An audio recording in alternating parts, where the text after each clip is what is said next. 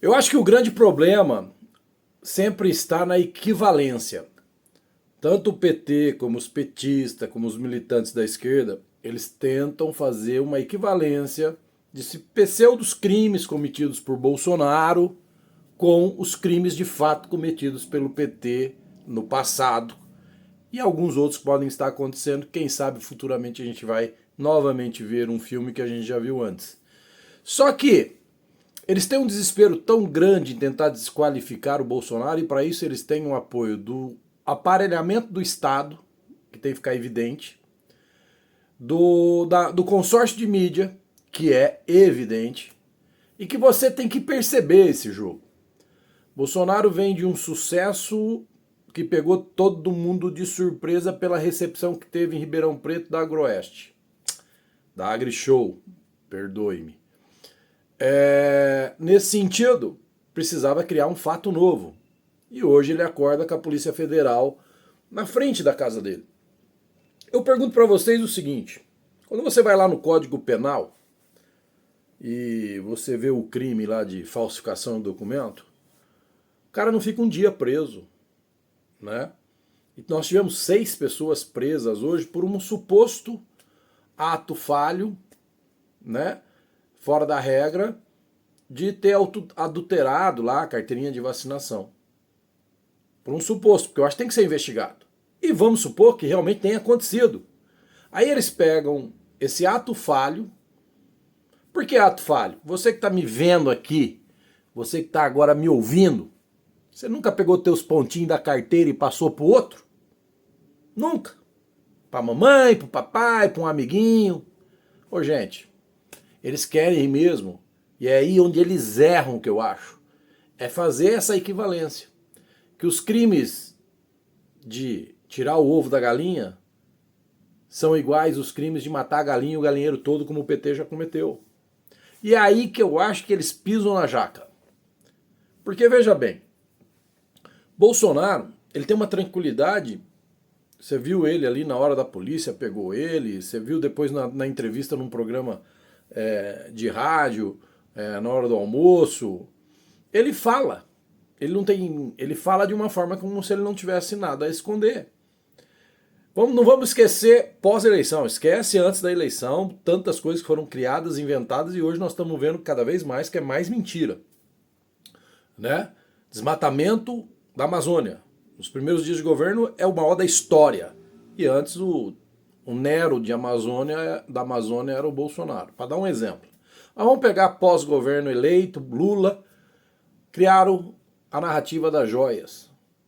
Só que ninguém se preocupou em explicar que só foram saber das joias porque elas já estavam na receita. Só isso. Isso que eles não souberam explicar. Jogaram uma cortina de fumaça quando a rede social começou a demonstrar um comparativo do que o Lula levou de bens e depois teve que devolver e do que o Bolsonaro tinha ganhado lá as joias da Arábia. Não pegou, não virou. Né? Então eles ficam criando fatos novos, cortinas de fumaça. Cortinas de fumaça, talvez, para que você se preocupe em prestar atenção no que eles estão falando e não preste atenção no que está acontecendo aqui do seu lado da esquerda. Que não está acontecendo nada do que eles prometeram. Não tem picanha, não tem água de São Francisco, está lá cortada a água. A luz está ficando mais caro, o mercado está ficando mais caro. A gasolina, o óleo diesel está um absurdo. Né? As relações internacionais estão meio contaminadas. Né, com essa tendência de ficar do lado dos países de esquerda, isso vai causar um problema muito sério para o Brasil. Né? Então, quer dizer, nada do que eles falaram, nada do que eles disseram está acontecendo. A gente começa a entender que é um jogo de permanência de poder. Ato do dia 8 de janeiro, por exemplo. Eles queriam uma CPI em 24 horas, 48 horas depois eles começaram, quando os vídeos começaram a vazar nas redes sociais, eles foram contra a CPMI. Lutam contra até hoje. E agora, como é inevitável, porque tanto o ministro da Justiça deles, o comunista Dino, e também o chefe do Gabinete de Segurança do Presidente da República estavam dentro da cena do crime. Né? Um estava dentro, o outro tinha todas as informações de que aquilo ia acontecer. E tem muitos mais vídeos. O senador Durval falou ontem num programa. Ele explicou e ele alega que o ministro da Justiça chantageou o PT para comandar o Departamento de Justiça do Brasil, porque esse ministro tem mais de 200 processos de corrupção. E é o ministro da Justiça. É o cara que está indo na televisão falar que tem que regular redes sociais para o bem da democracia brasileira. Uma democracia que até agora não o colocou na cadeia. Uma democracia que até agora tem uma certa vagareza para julgar processo deles dos companheiros. Essa democracia para eles serve, mas não é a democracia que eu quero e não é a democracia que você quer. Né? De supostos crimes que ele possa ter cometido, que tem que ser investigados, que podem o colocar na cadeia de fato. Né? Ou, no mínimo, deixar ele inelegível e não poder ter um cargo de ministro. Então tem muita coisa para explodir, tem muita coisa para estourar. E isso deixa eles meio nervosos, porque eles ainda não têm o domínio principal, que é você, o povo. Eles não dominam o povo. O povo tá pegando fogo, a brasa não apagou. Essa é a grande preocupação.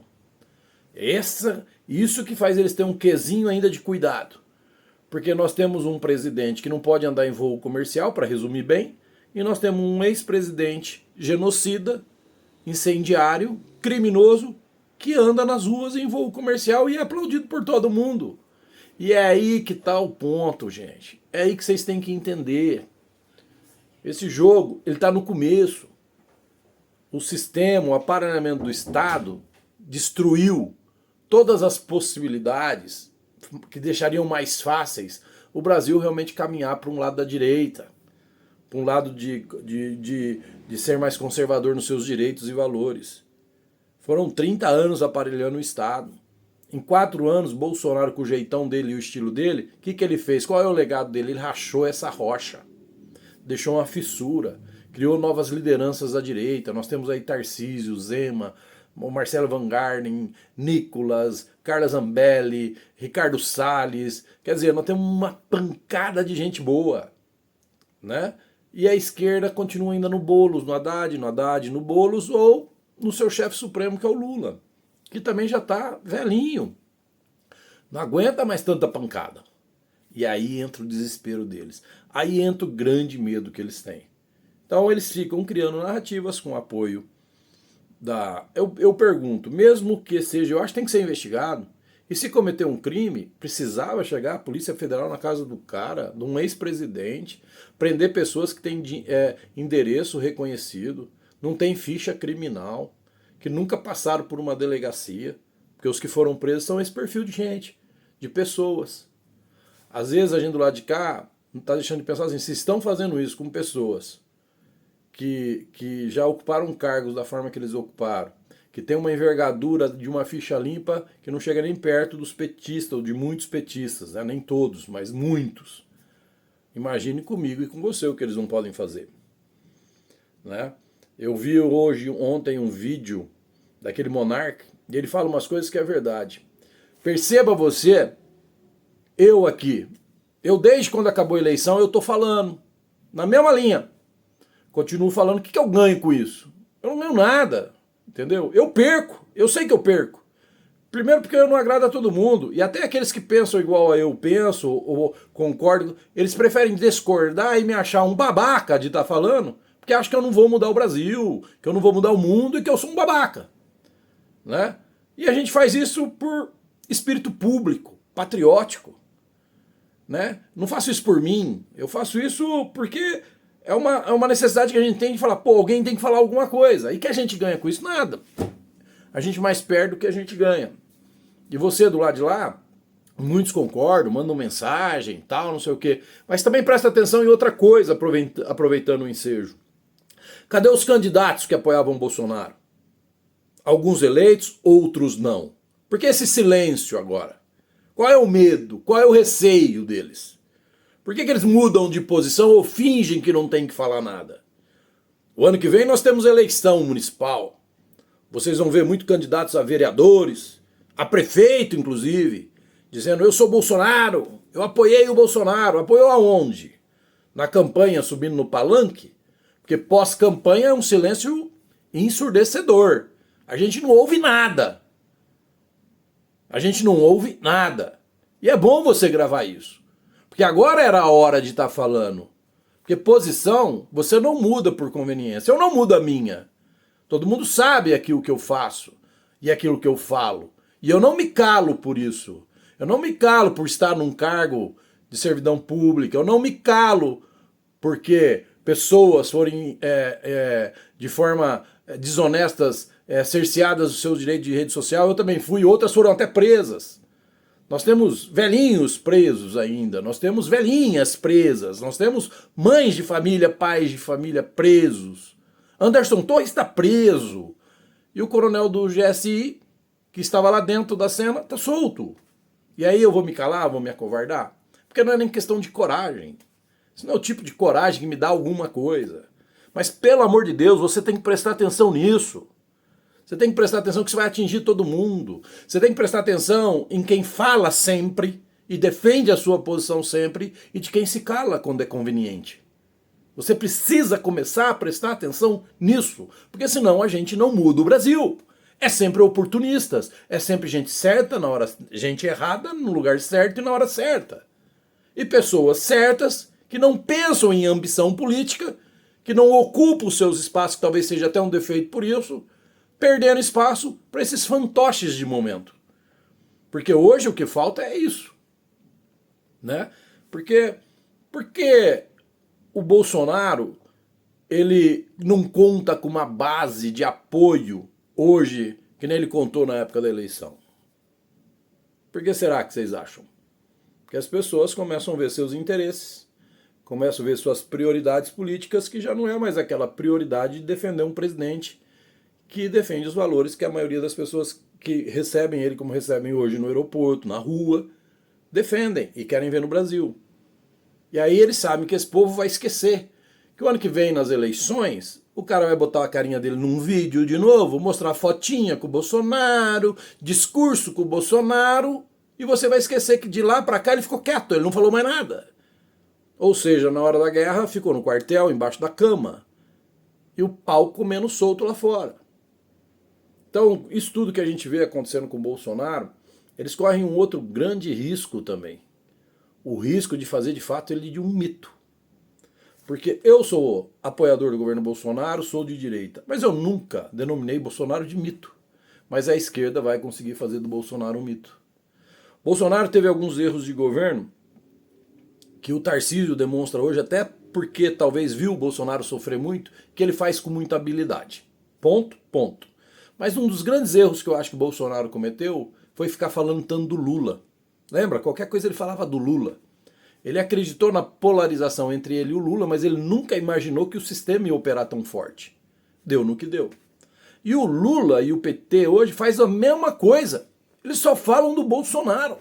Eles querem colocar culpa no Bolsonaro de coisas que não tem nada a ver com o Bolsonaro, como do dia 8 de janeiro.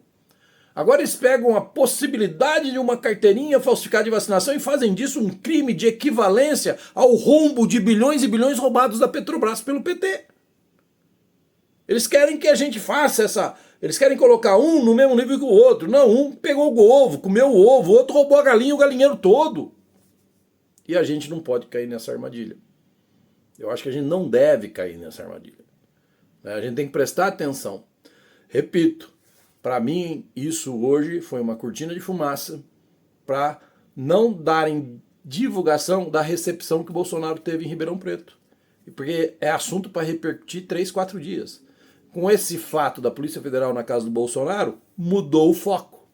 E eu termino aqui dizendo o seguinte: eles não querem que você preste atenção ao que está acontecendo à sua esquerda, para eles poderem continuar cometendo os erros que estão cometendo e você ficar prestando atenção naquilo que eles criam com o apoio da mídia, com o apoio de um certo aparelhamento em alguns lugares que o Estado tem, e nós sabemos que tem, para distrair você e eles continuarem navegando lindos, pleno, para se manter no poder. Então fica essa dica de hoje e volto também aqui te cobrar. Lembre-se de quem está calado hoje, porque já dá sinais de que quando chegar lá, não vai defender o que você quer. Vai defender o que lhe interessa. Valeu!